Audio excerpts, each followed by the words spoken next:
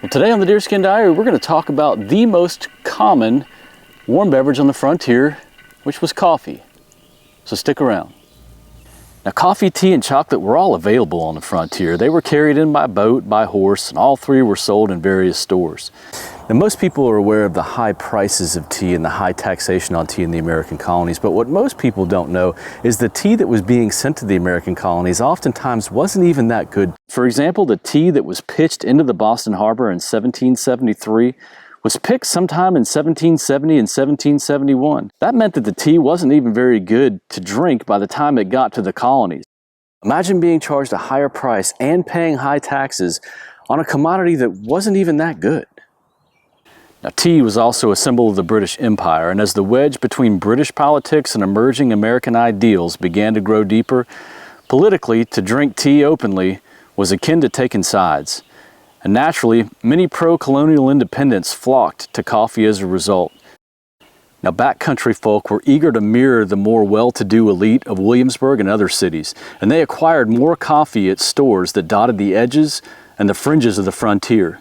One of those stores was run by John Hook and just south of present-day Lynchburg, Virginia, and he noted that in 1771 sales of coffee occurred at 26 units, while tea sold at only 16 units. And the tea was also more expensive at Hook's store and nearly everywhere else.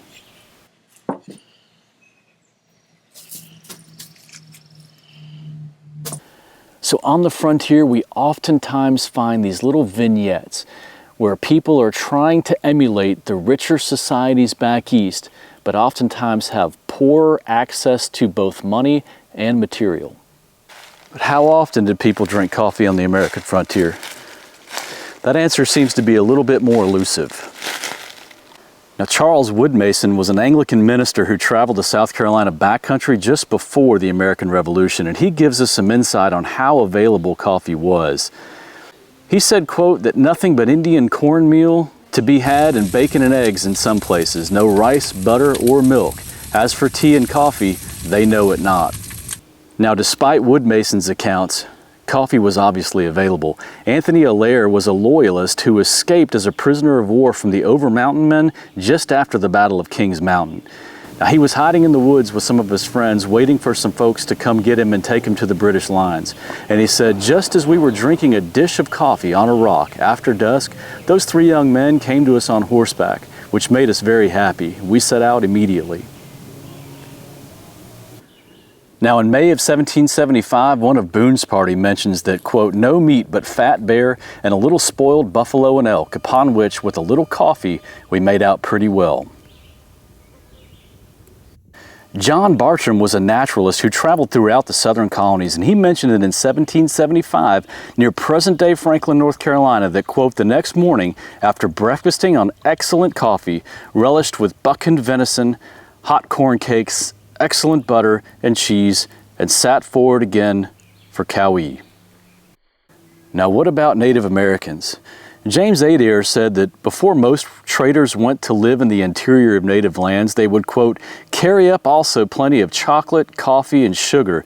And that indicated to me that most commodities that were part of the European culture were not generally available in Indian country. At least one native tribe, this one in Florida, were known to have traveled by cypress log canoe from the west coast of Florida near Tampa to Cuba. Again, we turn to Bartram, who recounted that the tribe bartered bear oil and deer skins for liquor, coffee, sugar, and tobacco with the Spanish in Cuba. Now, one of the more fascinating things that I've found is the use of coffee substitutes. And it's fascinating to me because the implication of a substitute means that an item is so common in its usage that when you can't get it, you're desperate to find something to replace it.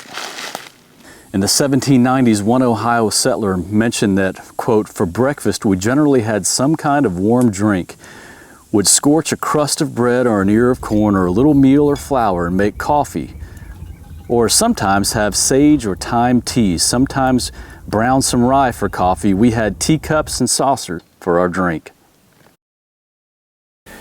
Now, in 1788, Timothy Pickering was held for 19 days as a political prisoner in the backcountry of the Wyoming Valley of Pennsylvania.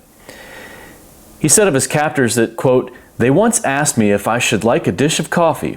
"A dish of coffee by all means," I answered. They went to work, boiling water in their iron pot to make it clean, then emptying it, they set it over the fire to heat. They next strewed into it some Indian meal, and when this was roasted, they poured in water, and as soon as it boiled, the coffee was made. It was an agreeable change for our green tea. Now later, on July 11th, Pickering said that, quote, "We had pork today, and what the guards call coffee, a crust of wheat bread toasted very brown, not burnt, and then boiled in water, which is then sweetened. 'Tis a very tolerable drink." So as you can see, America's obsession with coffee started very early and followed westward pioneers all the way to the edges of civilization. So the next time you sit down to a hot cup of coffee or steaming mug of toast water, I encourage you to ponder coffee's deep, rich part of American history. We'll see you next time on the Deerskin Diary.